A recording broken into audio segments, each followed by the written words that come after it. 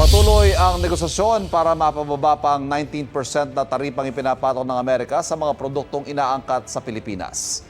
Ay kay Philippine Ambassador to the US, Jose Manuel Romualdez, nakikipag-usap ang Pilipinas para madagdagan pa ang mga produktong exempted sa reciprocal tariff.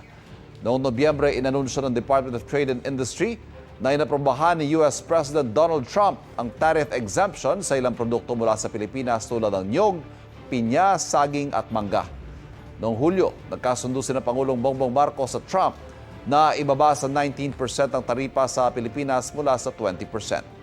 Mas mataas pa kumpara sa orihinal na 17% tariff noong April 2025. Igan, mauna ka sa mga balita, mag-subscribe na sa GMA Integrated News sa YouTube para sa iba't ibang ulat sa ating bansa.